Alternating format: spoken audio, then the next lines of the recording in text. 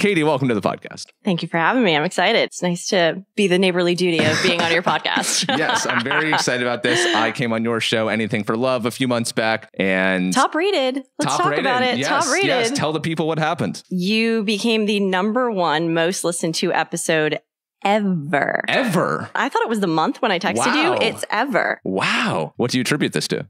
I think just your personality and your story and the whole concept of like dreaming bigger. Heck and yeah. I think that resonated with people for sure. Okay. Well, I'm happy to hear that. Listeners, let's return the favor. Let's make Katie Grimes the most listened to episode of Seacoast Stories.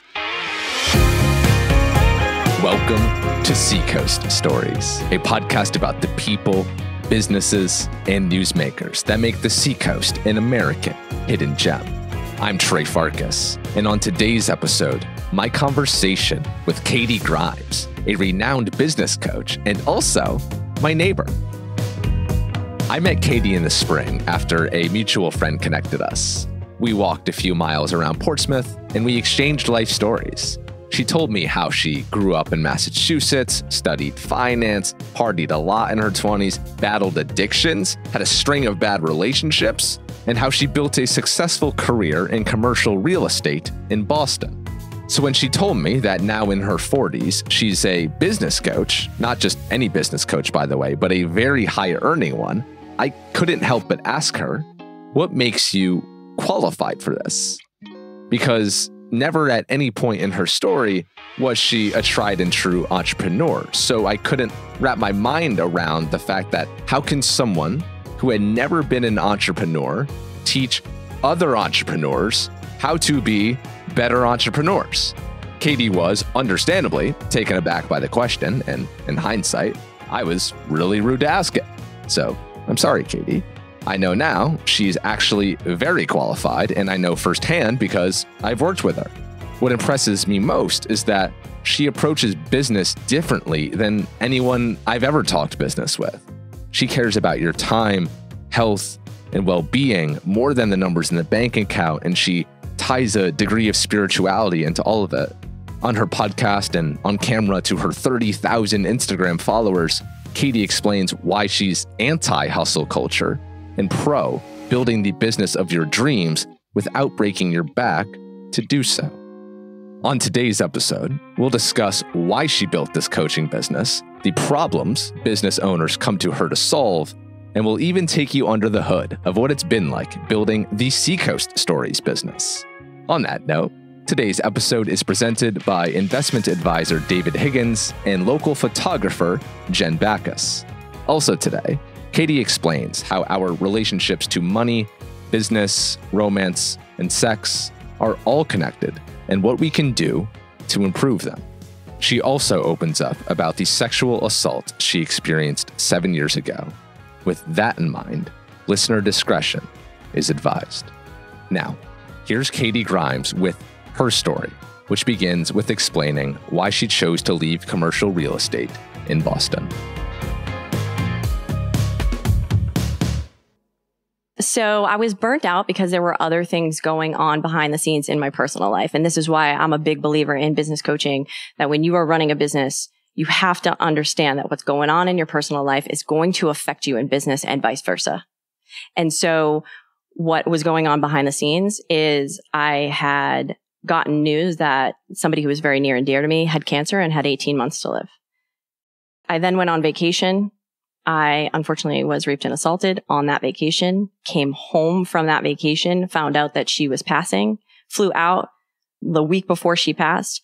Then my grandfather passed away a few months later. And then my grandmother went into hospice, ended up passing a few months later. And then in the midst of all this, my best friend who was there that weekend was like, I can't do this.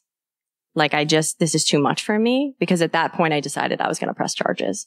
And I understand that that's what was best for her at the time, but it was too much for one person to handle. And so I was able to make my goals that year, but I ended up taking a short-term leave of absence. I ended up I was lucky enough, I had saved a lot of money and was able to go to the vineyard for 2 weeks.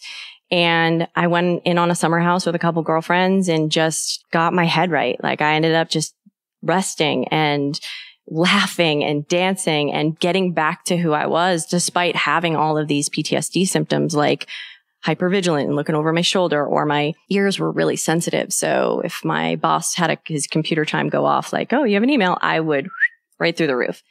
And, I think what was going on was probably a byproduct of simultaneously, I was actually building a company called Wire Wellness for Women in Real Estate. I had been 3 years into building that business that had taken off. And it was a networking group for women in commercial real estate who didn't want to drink at another event. I had gotten sober at that time because I just didn't like what it was making me do or feel like. And I had been running that company for 3 years before all of that shit happened in 2018. And simultaneously, I started to get this little bug in my ear, like maybe I'm meant for more as it relates to well-being. And so I started asking my boss, can I spend more time on Wire Wellness for Women in Real Estate? And the answer was like, no, we need you here. And then all that shit went down in 18. And at that point, I was like, I can't focus on anything.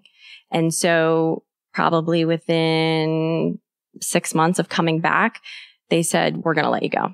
They said, we know it's been a rough year. We know you made your goals. Here's your bonus. But I think we need to part ways. And I understood from a business perspective why. It wasn't personal, as they said, but in reality, it was very personal because I needed the support of not only a paycheck to take care of my health and well-being, but also the safety that I had in this community of people in commercial real estate. But it ended up being a blessing. It was 1 year from the day that this person had passed away, who was the first person in that chain of people. And that's the day I started my business. I said, I have the option to go be a commercial real estate broker because I had let a few people know. And so they were like, come interview with us. And they said, and I'll never forget, you can make a lot of money, but it's going to be a hustle and a grind. And that's when something clicked for me. Like, I don't want to hustle. I don't want to grind, but I do want to make a lot of money and I want to help a lot of people. And I want to keep some of these qualities and characteristics of having a flexible schedule and being able to do whatever the heck I want, but also being of service as well. And that's when I was like, I don't know what I'm going to do, but I do know that I'm going to start a company. And that was April 12th, 2019. Wow. So much to chew on there. Let's work our way backwards. When you found out that your grandmother had 18 months to live, what did that feel like when you found out that news? Yeah. So it was not my grandmother, but she was like a mother to me. And she was my dad's old girlfriend. And when I found out that she had 18 months, I was devastated, but I was going through something I didn't even know was a thing. It's called anticipatory grief. I was anticipating that she was going to die. And I was so sad and so devastated. It's almost like I grieved her loss right then and there. And I was emotional and irrational and I was impatient. And I was like, what is going on with me? And it wasn't until my coach said, you're going through anticipatory grief. She's not even gone and you think she's gone. Yeah, I understand. I've been through that too. Yeah. I didn't know there was a name for it. I didn't either at the time. And it's been really helpful to then teach other people that because I think it lessens the anxiety, shame, all the other emotions that come of it. But, I think the best thing that came out of that is I actually got to talk with someone about their death. I got to see her life and we talked about life, but I actually got to have an open conversation with her about what is life going to be like after she passes. She said, one of the biggest things you're going to miss about me is you'll go to pick up the phone and I won't be there. And that's when it's going to hit you. I'm gone. And man, oh man, she was right on. But it was also really cool to be like, are you afraid? Do you believe in God? Like we had conversations that we had never had before, even though I had known her pretty much my whole life. So it was powerful in the sense that I got to, man, oh man, that doctor was spot on. It was 18 months to the day. Wow. But I think if I'm honest, you talked about my grandmother, the biggest loss was my grandmother. That was the one that even just now chokes me up. To lose her, it felt like I had lost every safety and foundation that I had ever known. I remember the day I found out, I just called my dad and I couldn't talk. He's like, what's the matter? And I was having a panic attack on the phone with him. I was like, Nana died. But man, oh man, just all of these women had come into my life, including my grandfather who passed. And how cool is it that I had them for 35 years of my life? Not a lot of people can say that they knew their grandparents for that long. So yeah, it was powerful. Beautiful. Thanks for sharing that. Yeah. You mentioned also in 2018 that you were assaulted. This is something that a lot of women listen to this show. And I don't know the data off the top of my head, but I know it happens more often than we think it does. Yeah. So there's probably some listeners who have their own stories. Would you be willing to share what happened? Yeah, absolutely. And I think there's a couple of things. You mentioned women. I think what I've since learned in sharing this story more openly, not just on my podcast, but in these 12-step groups, is that there's a lot of men who have been assaulted. And I was shocked by that. The story was that I had my best friend and I, she had matched with a guy on Bumble. We met up with him and his buddy ahead of time, like a few weeks, maybe even a few months before. We kept seeing him out at the bars and, oh, hey, yeah, we should all go skiing. Like winter's going to be over here soon. And we ended up booking a house in Killington. And, the text message started on the group chain and, he's making some pretty sexual and suggestive comments towards me. And I just said, hey, I nipped it right at the bud. I was like, hey, just so you're aware, like I'm not going on this trip to hook up with you or anyone here, by the way. So if you need to get your own house, by all means, if you guys want to bring girls back, like get your own house because that's not how I'm rolling. And then fast forward, it first started with us sitting on a couch and we were kind of like, shoulder to shoulder and he slid his hand in between my legs, did it again. And I told him like, don't do that. And then it progressed where the next day we came home from skiing and I said I was going to go take a nap and he came in after me and said, I want to take a nap too. And I was like, no, you don't realize like I'm legit taking a nap. And my friend yells out, if she does not take a nap, she's a fucking nightmare. Like, please leave her alone. He pursued to, take my hand and reach for his dick. And I kept saying no. And then eventually I didn't realize what had happened, but my whole body shut down and freeze. And I just went into it. What I now learned because of years of therapy around this is that I acted as if everything was fine in the moment. I thought for sure I'd be that chick on the movies who's like, what? Like screaming, punching, kicking. Nope. Completely shut down. My body just took over. My body had had sex before, so it just knew what to do. And it was wild to think and look back. But as soon as it was done, I went into fix-it mode. I started cleaning. I started moving the sheets. I started putting everything away as if nothing had happened. I went outside. I pretended that everything was cool. We all took a selfie in front of the mountains. I completely pretended that everything was fine. And I didn't know to call it rape. I know I had said no. I know I had said no. I counted it 5 times at the beginning. So I knew that that's what it was. But I did not know that that's what it was. I just knew that it didn't feel good. And it continued from there where he was going to reach for me in between my legs if they still had the camera roll, you would probably see it over 12 times. But never once did I think I should leave. And that was where a big part of my therapy and healing took place once I got home, was my therapist started teaching me that it is safe to leave an uncomfortable situation despite what other people think of you. I had no idea how much of I was a people pleaser until this happened. I also didn't realize how much I can actually trust my own intuition. And I say this just real quick tangent. The days before I left on this trip, I got super sick to the point where it felt like the flu. That's what happens for me when my intuition is kicking in. When I'm not listening to it, I get sick. So I didn't know that, number one. Number two, I was walking up the street and I heard the word raped. And I turned because I thought somebody said something. And so nobody was behind me. And I'm like, okay, I'm losing my mind. And I didn't think much of it. I'm not kidding you. We left Friday. That happened all Thursday. And then Friday, we're driving up and I'm just getting a bad vibe. Like I keep telling her, I'm like, I don't know. I hope these guys end up. And I just didn't realize that I kept saying I was going to go because I was afraid of what they would think of me. I was afraid of losing money. I was afraid letting people down. I don't do that shit anymore because of this moment. I say this with all due respect to people who have been victims of this crime, is that it is the best thing that ever happened to me. Because if it didn't happen, I don't think I would have been able to be like, whoa, I need to A, change who I surround myself with. B, I really need to listen to myself. And C, you are a people pleaser, Katie Grimes, and it is important that you speak up for what you need without over explaining. Yeah. You mentioned PTSD. Does this experience still haunt you to this day in some form? Yeah. It's hard to sleep sometimes. God, that happened in 2018. I have a hard time staying asleep. I have a hard time when I go and get massaged because that was the activity we all did the very next day.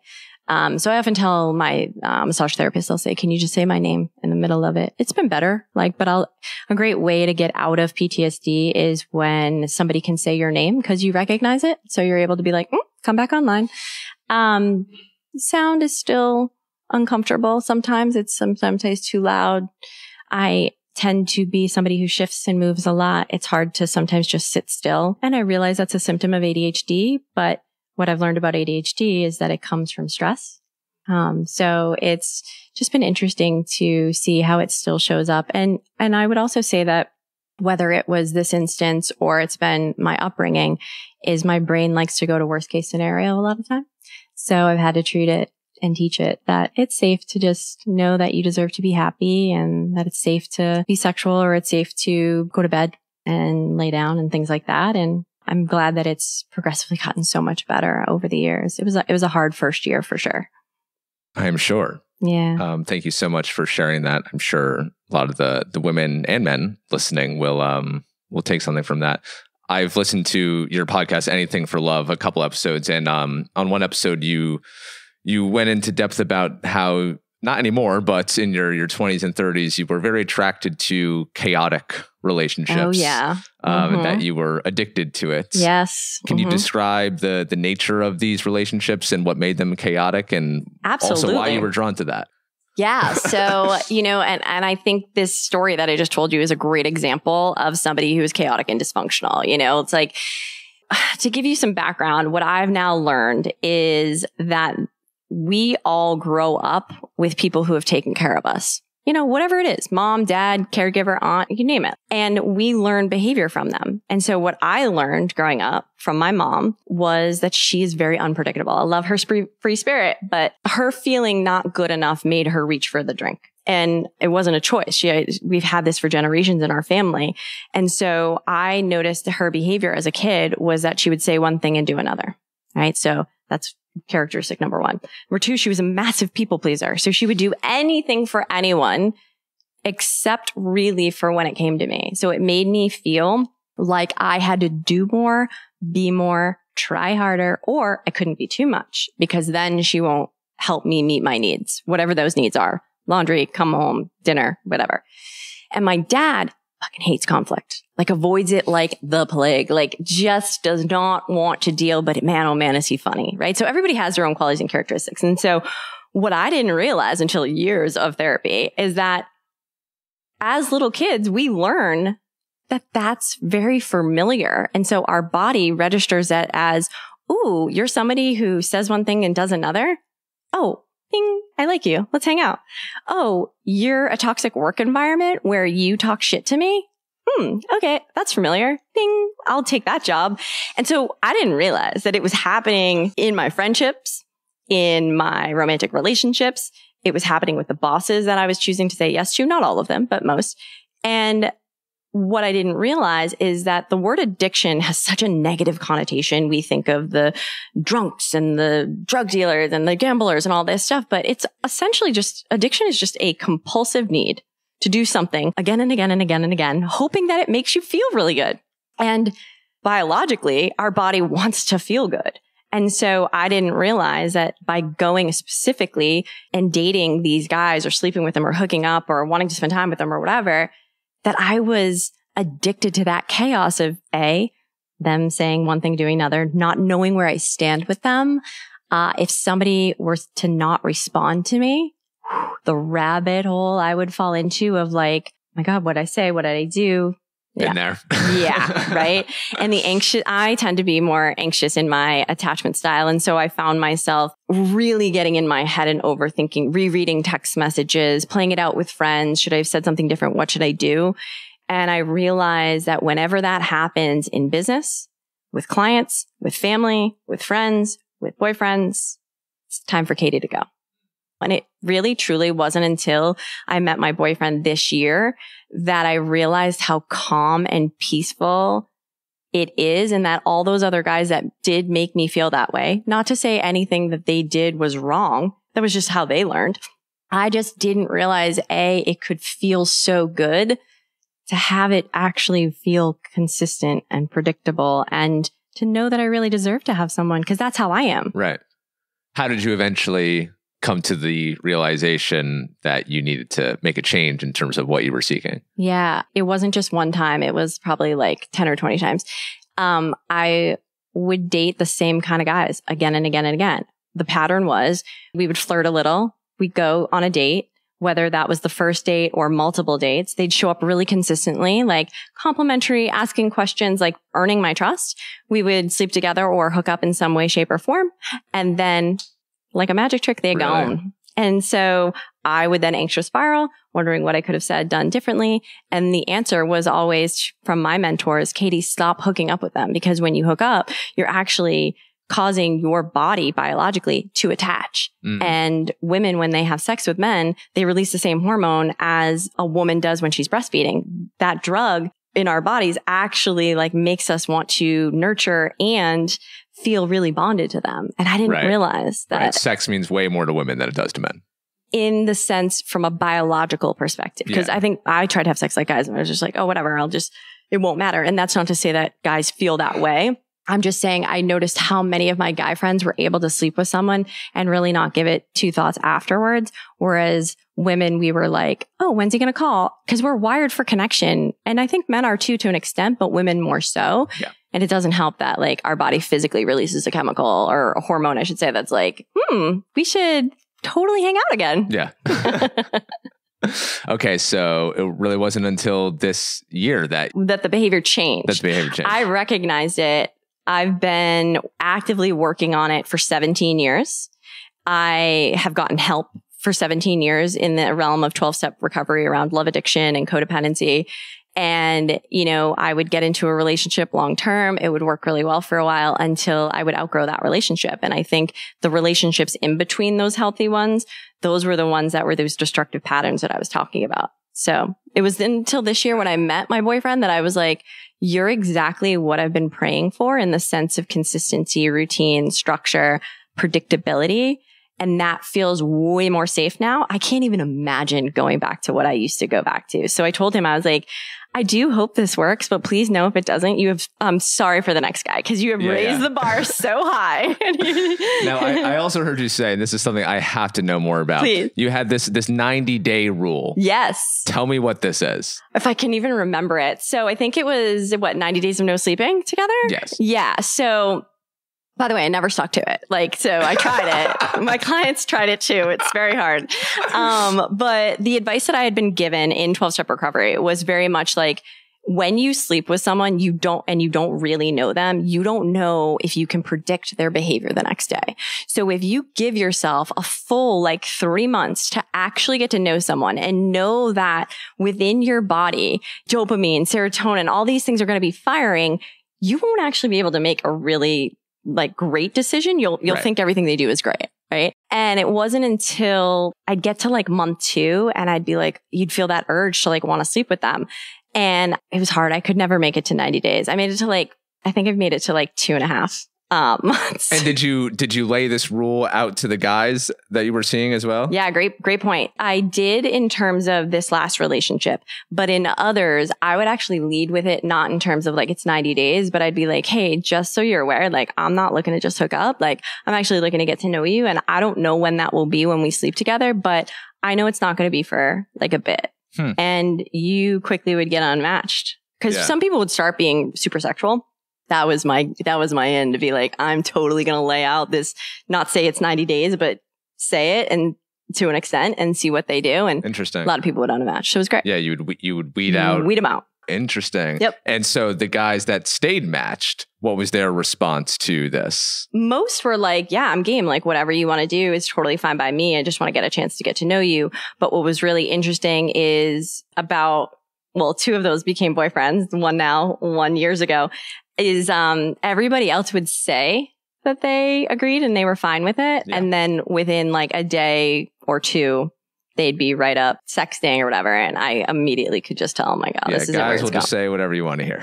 Yeah.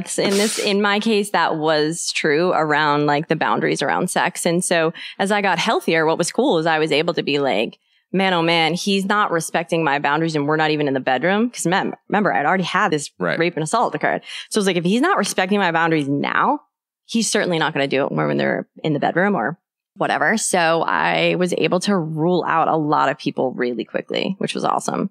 I really like that upfront communication style because, as you know, like communication is so important, and so many, especially guys, are really bad at it. So yeah, I think it's just because you guys haven't learned it, right? Like, so I think that what I've observed is like men were taught, and I talk about this a lot in business coaching because a lot of my either they're men or they're married to a man, and the women I work with. And so guys weren't taught how to communicate, right? You guys were taught 2 emotions: happy, angry. That's it. And you were told not to be a pussy and don't cry and just like stuff your feelings under the rug. And while you're at it, just sweep some more into there. And so, unfortunately, you guys were taught that if I speak up, I don't get my needs met. So I'm not going to speak up. I'm just going to go outside and play sport or run around or whatever. Yeah. And I think as women, we naturally thrive off of communication and connection. Mm-hmm. And so we became quote unquote better at it. But we also were taught, well, you talk too much. You're too much. So you should be quiet. And then that made us sweep our feelings under the rug. And that made us want to say, I'm not going to even share what I need and want, because that's going to push that person away. And I really need connection. So I feel you on the, like, women are better at communicating than men, but that's only because of our hardwiring, but also what you guys have been taught, sadly. Yeah. I was called a pussy every day for 5 years straight in high school by my basketball coach. So that one still haunts me to this day. Yeah. Thank you for sharing that. That is so brutal. And that's what I really struggle with as I went through have gone through therapy, is like, these adults have a responsibility to either make or break our confidence as a child. You get a choice. Do you want to make it or do you want to break it? And unfortunately, I had people, even in my family, who chose that they wanted to break it.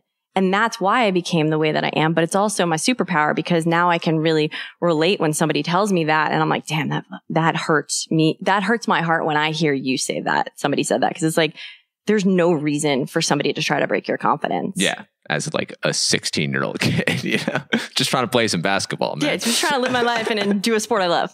Yeah. I mean, I really didn't develop confidence until maybe like 2 years ago. It definitely stuck with me for a while. The funny thing with all this is that when you really got into having your own business, before you were a business coach, you were a love, relationships, and dating coach. Mm-hmm. What were some of the biggest issues? I imagine, a lot of your clients were, I imagine, women, but some men as well. Like, what did they come to you for? So they came to me because they were like, I want to take a break from dating, or I am taking a break from dating. This was even pre-pandemic. Taking a break from dating. I'm not ready to date. I want to get back out there eventually, but I'm hurt, or I keep repeating the same mistakes again and again and again and getting the same results. Now, you're like, been there, girl. That's literally why they would coach with me. They'd be like, you get me. And I'd say to them, in full transparency, I'm still working it out, but I will teach you everything I know. And a lot of these clients, what's so cool is they're like married, been in long-term relationships. Now people text me and they're like, we're living together. Like, it's cool to still see that's gone on despite me not doing it. But I never wanted to be a dating and relationship coach. Did you feel any sense of imposter syndrome? Because I imagine dating coach, you should be happily married for 20 years and have best relationship ever. My 10-year-old niece, I kid you not, a week ago was like, she calls me Chi-Chi. She's like, Chi-Chi, no disrespect, but how are you a dating coach and you've never been married? I was like, let me school you, my little one. I think I never went into it thinking I was going to be a love, relationship, and dating coach. I actually, when I started the company, I was starting to give talks about being fearless, fearing less about the things you want and need in life. And I was talking to businesses, but people were coming to me and saying, we've got this young leader. She's kind of thinking she's going to go. Can you talk to her and coach her? And what I found was consistently people were talking about relationships, and they were talking about communication as it related to whether or not they were going to stay or go from a company. But then once we talked about it a little bit more, they started telling me about their relationships at home. What's it like with their mom, their dad, their boyfriend, girlfriend, you name it. And eventually on the side and privately, I was taking a break from dating because I was repeating the same mistakes I just shared with you that were making me so unhappy, making me doubt myself, making me feel like I wasn't good enough, and questioning whether or not I was actually going to meet the right person, or should I just say fuck it and have these little connections along the way. And so I started the podcast as a way, anything for love, as a way to kind of this double entendre, if you would. Anything for love is I was really truly searching for anything I could do to fall in love. And then simultaneously, I learned what I love in life. I love I found my purpose. I found my passion. I found how to use my voice. I found how to feel my feelings and stop stuffing them under the rug. And yeah, I think that people were coming to me saying, you're sharing this on the podcast. You're sharing this on social media, which I was like shocked that I was doing. But I can really relate to the feelings of people pleasing, the anxiety, all the stuff you and I just talked about in terms of my old relationship habits. Every single person, whether they dated men, women, bisexual, you name it, were like, yeah, raise my hand. That's been my experience. And then what ended up happening is like 9 out of 10 of my clients at one point were all business owners. So we started actually taking the practical advice about trusting your intuition, stopping people pleasing, speaking up for what you need, how to lower your anxiety, things like that. We started applying it to business. And that's ultimately like where I landed and how I got there. Coming up, Katie lays out the issues that many business owners struggle with, and I also take you behind the scenes of what it's been like building my business. That's in a moment, but you know me, and you know by now that I like to take a look at the full story, whether that's on a podcast, when I'm reading a news article, or especially when it comes to managing money. But if you hate doing your finances on your own like I do, luckily, the Seacoast has fine people to help. And one person in particular has been a supporter of Seacoast Stories literally since day one, Portsmouth's David Higgins. When you sit down with David, he'll help you create a detailed wealth planning strategy that takes into account your current financial situation, goals, and risk tolerance. David looks at every aspect of your life, and he helps in setting realistic goals and creating a roadmap to achievement. He offers services like investment advice and investment management, tax planning, estate planning, retirement planning, risk management, charitable giving, and education planning. David's approach encompasses not only financial aspects, but he also takes into consideration a person's overall well-being and life goals, because yeah, that matters too. Now, I get what you think. You may think this sounds like every financial advisor out there, but David is one of one. He spent more than 20 years in the business, and I've heard firsthand about his thorough, thoughtful, and holistic wealth management approach, which really sets him apart from the typical cookie-cutter models. To learn more about how David can help you, you can get in touch with him by contacting the email in the show notes.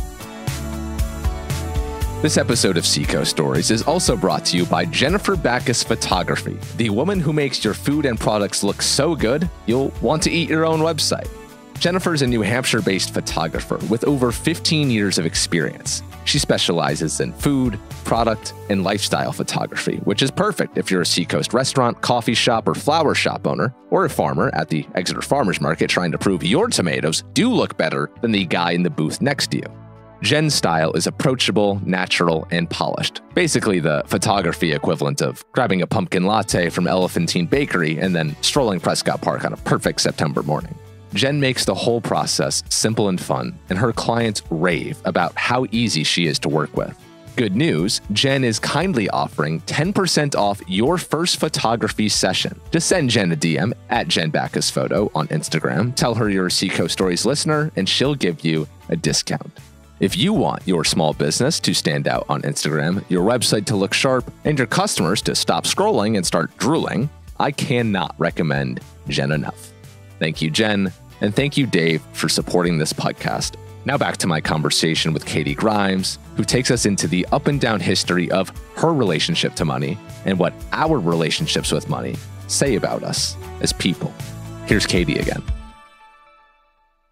Yeah, so I never had a savings account until I was don't get me wrong, I had a savings account. There was just no money in it until I was probably in my 30s. Really? Yeah, I had paid off my college debt like a couple months before I started the company. And at that point, I started to have savings, which was really nice.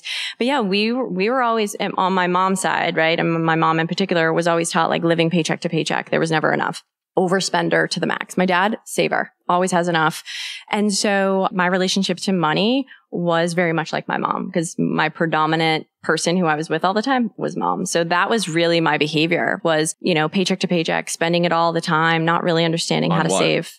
I mean, I'd go to Vegas, or I would go have a $1,100 a month apartment in Beacon Hill, or I'd go to dinner in the Back Bay every week. $1,100 a month? Are you kidding me? That sounds amazing. I know, but not then. Not when you're making $46,000. Like, you got to remember, like, I'm a lot older than you. So at that time, like, I was making, I think, $46,000 and paying for an $1,100 a month apartment, plus trying to go on vacation, plus trying to save, plus trying to invest, plus trying to like just live my life and like go to dinner with my friends and like go out and get drinks or whatever. Buy that shirt at TJ Maxx. Like, I was using my credit cards a lot to try to keep up with everything. What were your main Vegas hangouts? Oh, I don't even remember. I think I went like 3 times and I was drunk, so I don't really remember. I think I was at the Wynn Hotel and met Nas. That was cool. I saw, nice. Yeah, Nas and Khalees, they were married at the time. My milkshake brings all the boys to the yard. Oh yeah. Yeah. One hit wonder. Yeah. That's like one of my most favorite Vegas moments was I love that. Walking past the Wynn. We just wanted to check it out. It had just been built and they were exiting a car and we stopped and Nas took a picture with us. Cool. Can't believe you told that story. That's supposed to stay in Vegas. Okay, so this was your relationship to money. When did it start to change? I think when I started to kind of clean up my relationship with men in particular, I started to see that the same habits were playing out. Like, I just felt like there was never enough. Like, when a guy would give me attention, I wanted more attention, right? So with money, it was the same way. Like, as soon as I got it, I wanted more of it, or I was spending it. And so I think eventually I just got tired of the bank account getting so low that I was like, I am creating more chaos and discomfort in my life that I used to take out in my romantic relationships. And now that I'm not latching onto that anymore, and the same with sugar, like I wasn't doing it with sugar either as a comfort. I wasn't spending from a comfort. I was like, I want to save from a place of, my future. And I want to be able to get married someday and have enough money in my savings account to be able to pay for a wedding or honeymoon or whatever the case may be. And as I'm sure you understand, and I've talked to plenty of business owners, I used my entire life savings to start this company. I didn't realize how many medical issues I was going to have starting this. And so my finances aren't exactly where I want them to be right now or have been in the last year. But that's okay, because I said to myself, I'm going to give this company everything I got. I found my purpose. I found my passion. If it means that I spend every dollar, I'm all right with that. But I'm working my way up, which feels really good. But yeah, it's interesting. It's very humbling when you look at the bank account now and realize that it's very similar to a few years ago when all the chaos was going, and being like, wait, I'm not spending it in Vegas and on trips anymore. I'm actually spending it on my health, my well-being, the food I'm eating. Yeah. Like, I'm spending it on hiring the right people on my team to get the company to be where I need it to be so we can help a lot of people. That's been a big roadblock for me. Now, Seacoast Stories is my full-time business. Jay Collins, who owns Flight House Gym, where you and I both go, he said in our episode this past January that he invested his entire life savings into Flight House, and you have invested a lot of your life savings into your business. And me, like, I know there's so many things like I could put my savings into that would like grow the business, but there's just some kind of roadblock here that's like, I have to hold on to this. I can't invest this. I can plug all the holes. Like, I don't need to hire someone. I can do it all myself. So like, how do you get yourself to the point where it's like, this is my purpose. I love this thing. I want to go all in on this, and I have to spend the money to make it happen. That's a great point. I think it's 2 different ways to go about it, right? So when I first started the business, I was scrappy. I did everything myself. And then I realized I was working all of the time, and I was actually pretty unhappy, if I'm honest. And that's when I was like, you know what? I'm going to close that credit card, and I'm going to use the points, the $800 worth of points. And I'm going to actually put that towards hiring a virtual assistant at $45 an hour. And I'll tell you, the first time I hired somebody, I was nervous because I was like, I feel like I'm blowing money. But I think eventually what ended up happening was I realized I was actually getting sicker, meaning I had gut health issues. So funny, Erin Holt came on your podcast, but she came on mine as well. And, she's talking about all the symptoms and stress. And I was like, so what is the opposite of all this? Cause I check all the boxes, and she's like, not having these symptoms.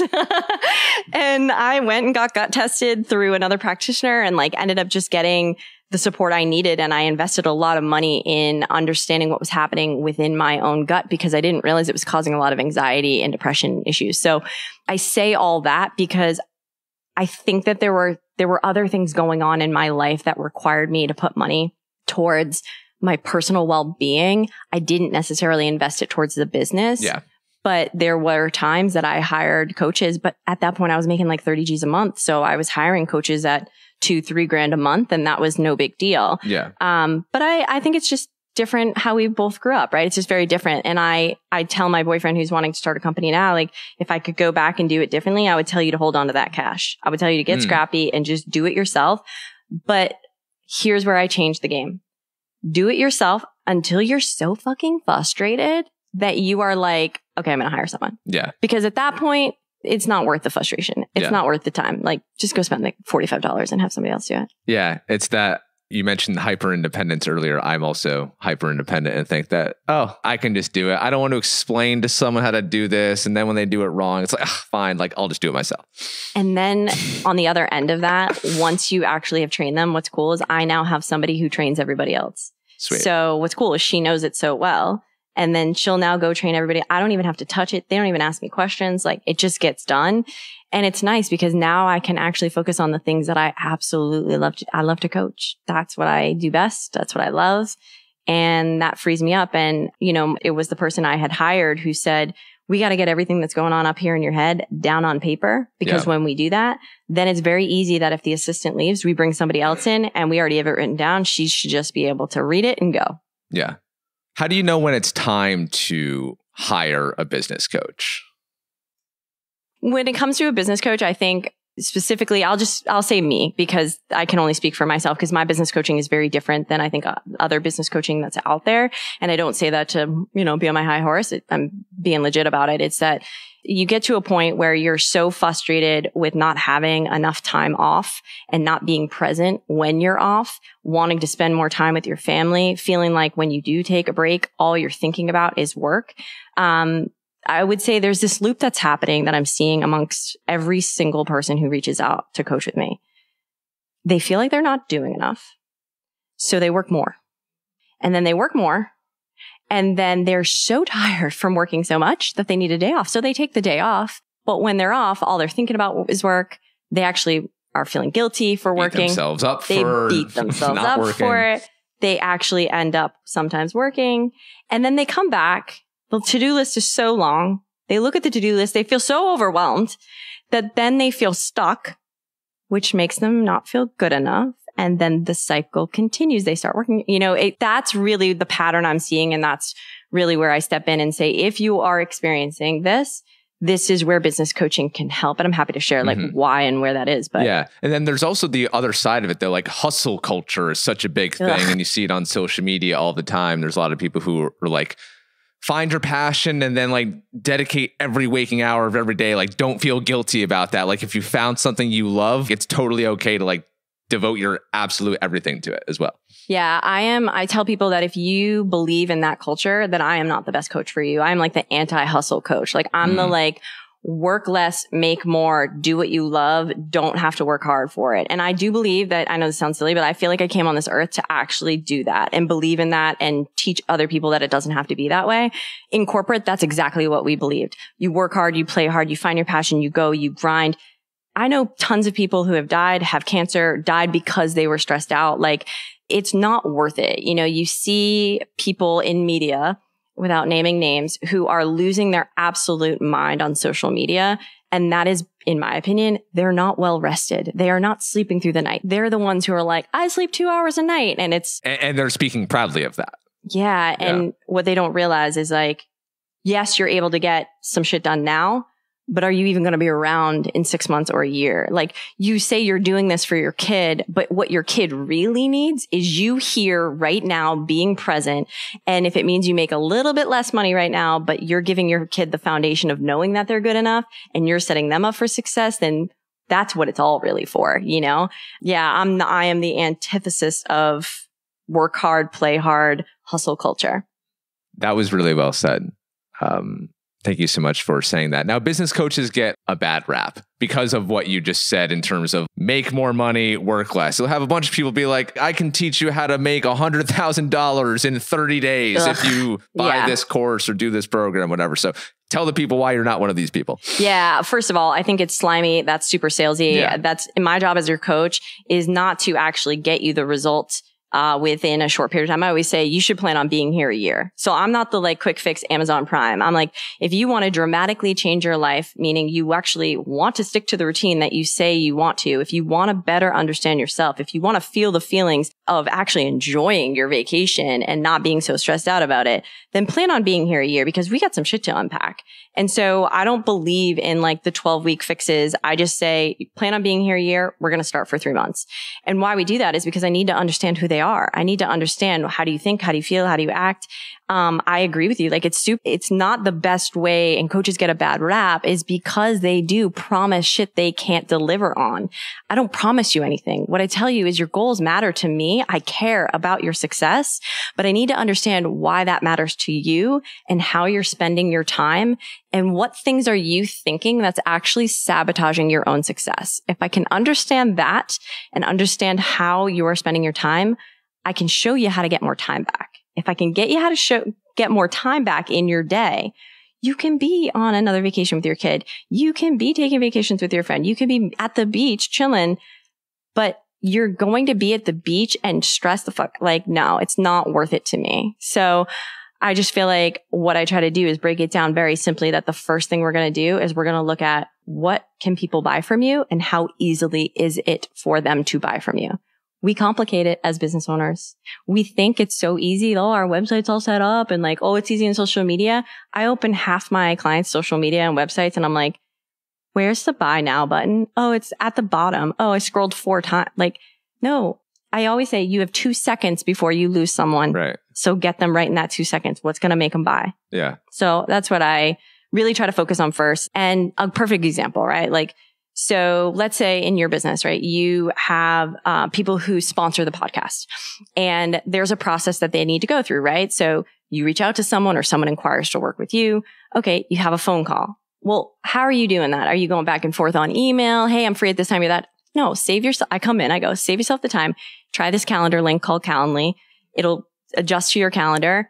They can find a time that works well for them. They'll get a text message reminder. You won't even have to remind them, right? That's already saving you a shit ton of time. But then let's say somebody says, yep, I'm in. Okay, you can choose from one of these 3 packages. Well, instead of sending them 3 different, like you send them the one package, it's already automated in the background where like literally they can check the box, sign the agreement and go ahead and pay you. And it hits your bank account in 2 to 3 days. That sounds nice. Right? As opposed to what's happening now, which it's probably a very personalized email. Hey, super excited. But there's ways that you can take what you're writing, copy and paste it, save it in a draft folder, even if you don't want like to buy a system for, there's one that's like $20 a month that can do this for you. You can save an email that you write to every single podcast sponsor who's interested and say, okay, that's the template I'm going to use. I'm going to save it as a draft. So when so-and-so reaches out to me, copy, paste, I change it, couple things, go. Yeah. As opposed to what I was doing in the past, which is writing it again and again and again. But then do you feel guilty at all for this isn't as heartfelt or as personalized as, I want to be? Well, the advantage that we have now is if you're doing it yourself, you can make it that way. But if you decide that you actually want to automate it through like a software system that can easily be smart enough that says, ooh, somebody just paid to be a podcast sponsor on Seacoast Stories. Here, let me send this email. You already wrote the email. So the email is already written in Troy's voice. So it is like personable. It's friendly. Yeah. It's got emojis if you want it. Just change the names of the system's smart enough to change the name for you too. Oh, wow. I know. What system is this for the people? It's a system called Dubsado. It's a mouthful. Yes. Yeah, Dubsado. All right. So I want to, we have a lot of business owners, a lot of entrepreneurs here, a lot of visionaries who listen to this podcast. So I want to ask you, Katie, about the clients that come to you. Mm. What are 3 to 5 of the biggest challenges that people are facing that they come to you to help them with? So there's 5 actually. I think and in no particular order, but one is they feel like they're doing something wrong, right? They haven't had business experience. They didn't go to school for business. So in the back of their head, they're always kind of wondering like, am I doing this right? That's one of them. The second is anxiety on their to-do list. The to-do list is so long that it gives them the anxiety. Yep.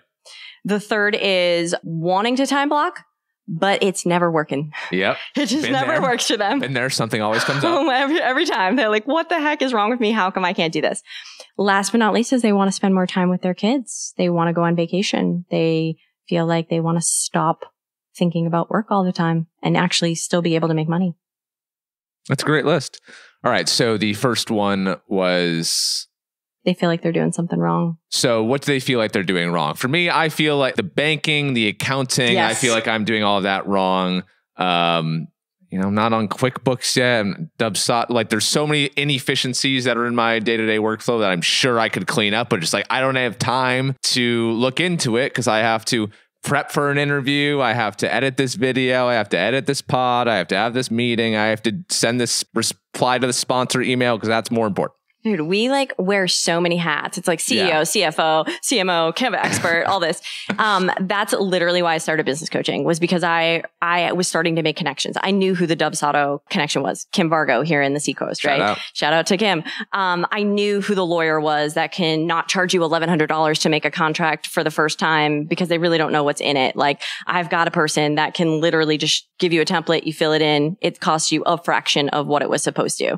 I have these contacts that I've built. And one of my gifts is that I'm not only a communicator, but I'm a connector. I love introducing people to other people. There's nothing better, no better high that I get when I can introduce someone to another person they just need each other in their life, right? So that's what's cool about my role as a business coach is I'm like, you don't have time to do that. Don't worry, I got you. Like so-and-so can do it. Just hop on a call with her, give her the green light, go do it. She'll price it out. Now, chances are I already know the price. So I'm able to be like, hey, don't waste your time. It costs this much unless you want to do it yourself. And here's the frustration that you're likely going to experience. I can predict a lot of that because I've already seen it.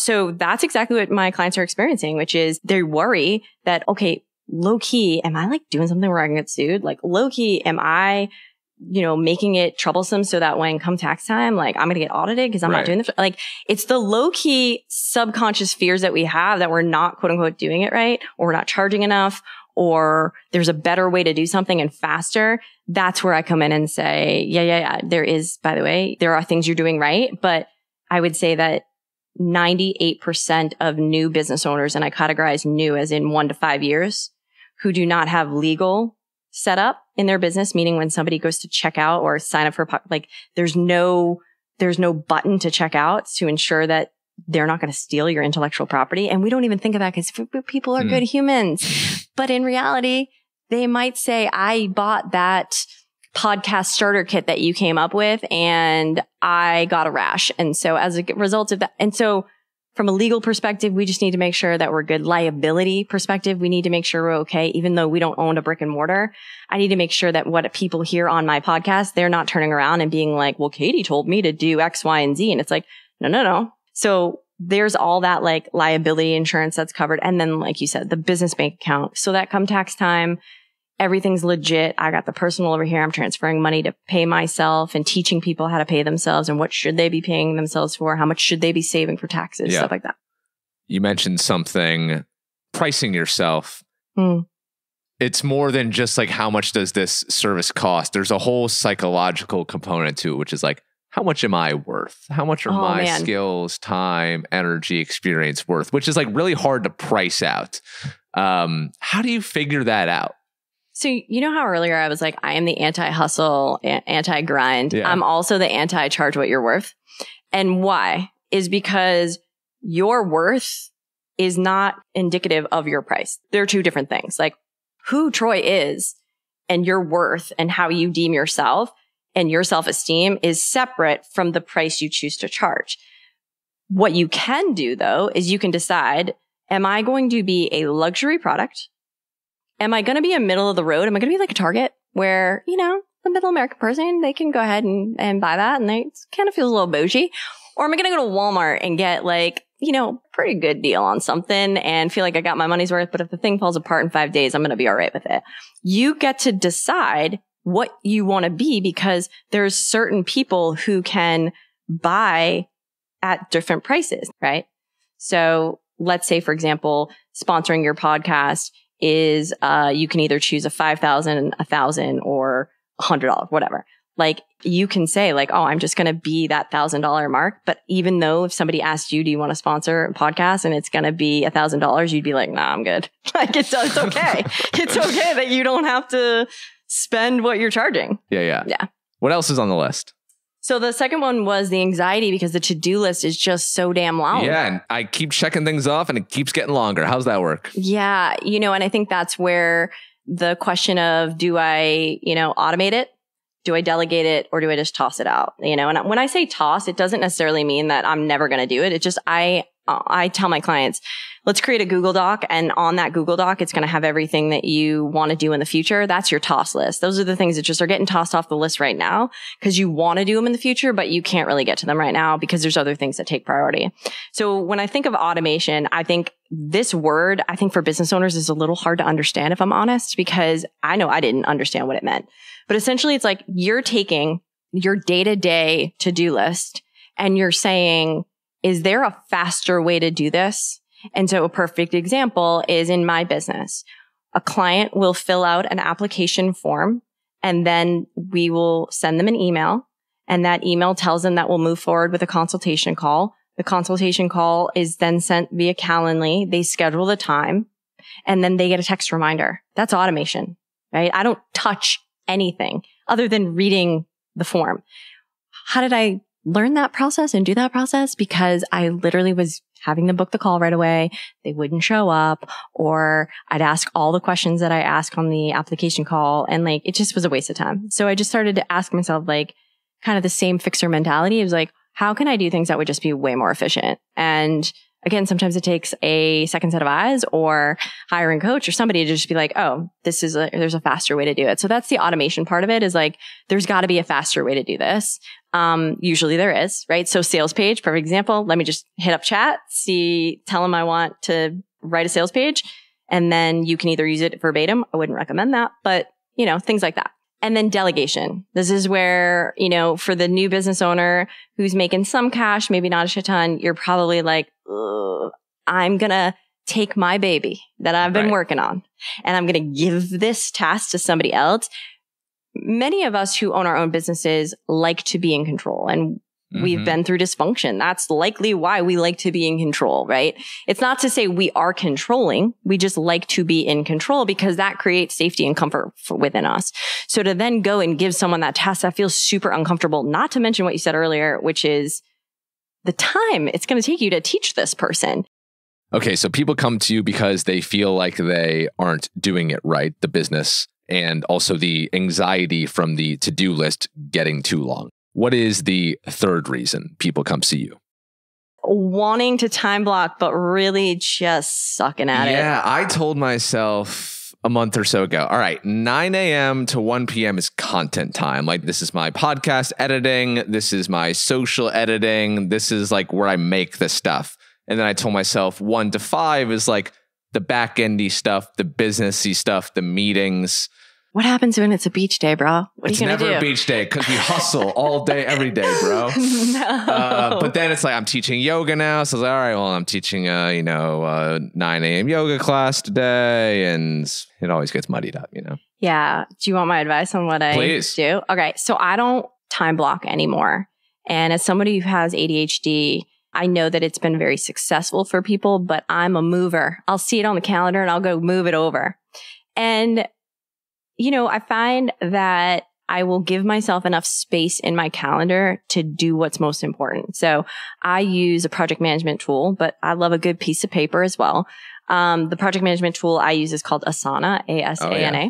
But that's usually just to communicate with my team in terms of projects that are due. But I will write down a list of things that feel like the biggest priority.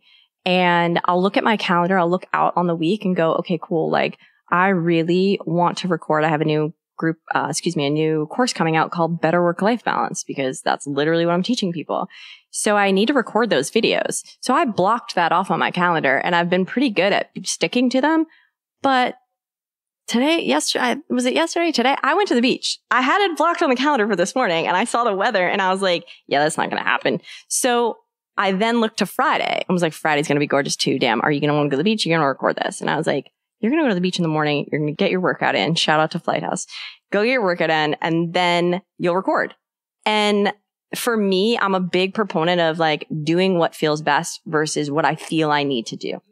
Because I need, quote unquote, according to, business, I need to market every day. I need to be on social media every day.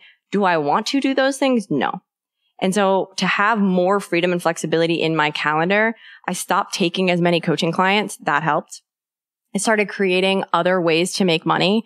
Get More Clients is one of them, like the networking group, where it's like low cost to come in and I'm meeting them once a month and they're all networking with each other. So they're becoming clients of each other behind the scenes. That just brings in more business to that group and for them, which is awesome. So I now look out at the calendar and the things that take the most priority, right? Number one, I know I get my workouts in Monday, Wednesday, Friday. When I get them in, doesn't really matter, but I know I usually am good to go before 1:00. And so I just go based off feeling, but I still know what I need to get done.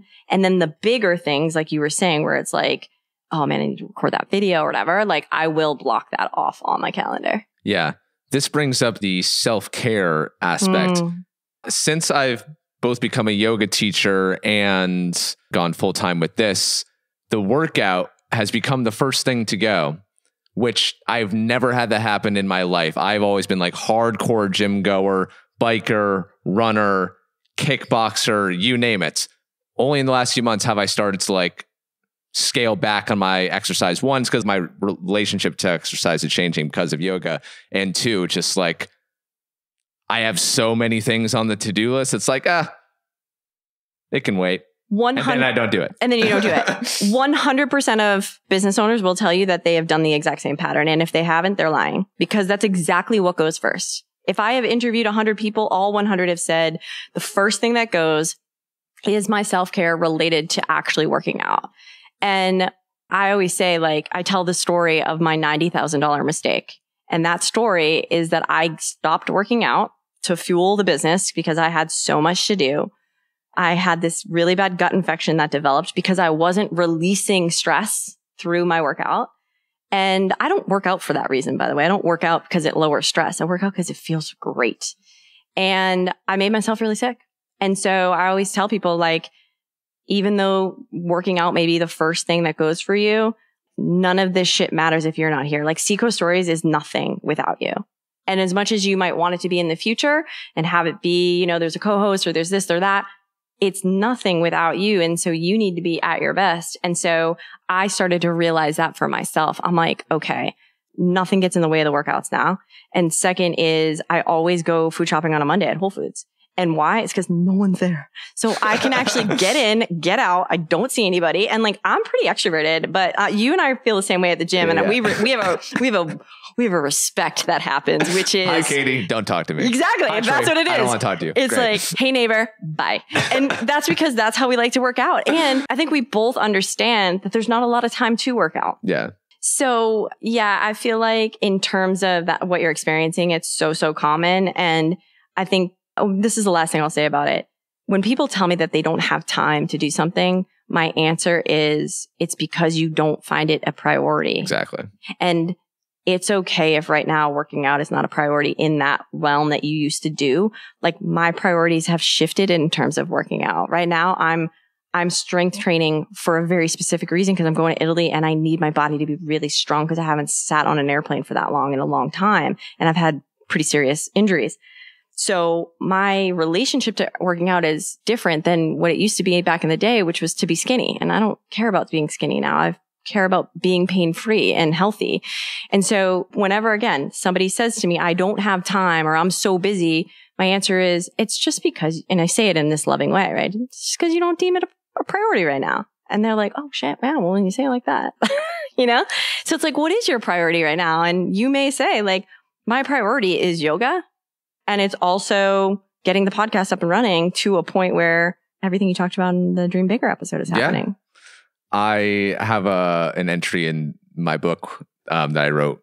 The first line of it is like, I'm busy is the biggest piece of bullshit you ever say to anyone. Because it's just like this universally accepted excuse.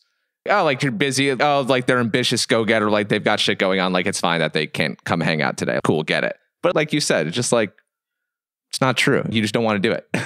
This hit me hard yesterday. I was on the call with my coach and we were writing up some social media and he was talking about like I'm busy.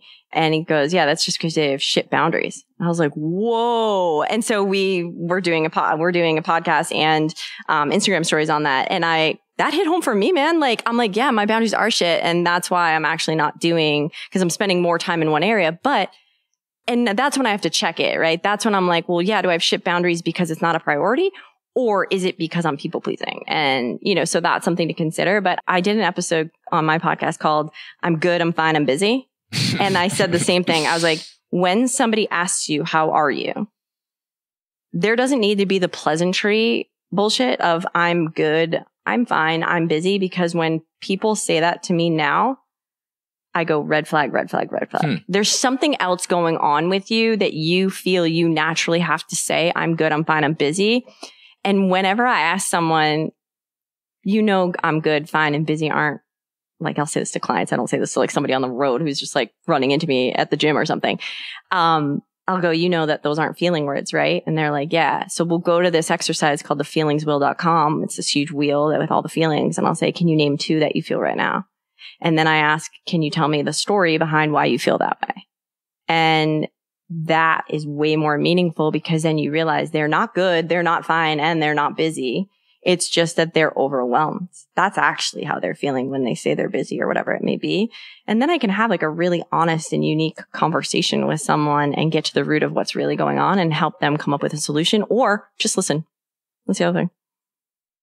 Well, Katie, I know you're very busy, so we've got 2 more on this list. So let's fly through these. What else are people struggling with? You're so busy. All right. The 4th one is being a people pleaser. So just calling themselves a people pleaser and being like, when it comes to my pricing, maybe I'm doing the work and then getting paid versus getting paid before I do the work. Maybe it's I get feedback from somebody and I take it as criticism or critical and I'm trying to please everybody and I'm just trying to keep everybody happy. Right.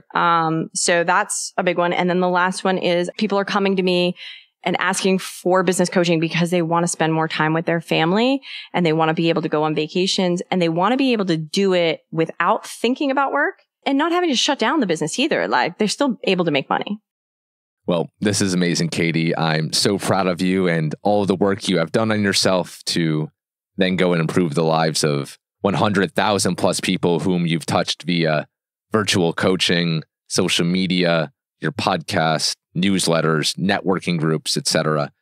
We have one final question. We ask this same final question at the end of every episode every week, and it is brought to you by David Higgins, a Portsmouth resident and investment advisor. As he grows his local business, he is proud to support ours. To work with David directly to level up your investment game, just send him an email at the address you can find in the show notes.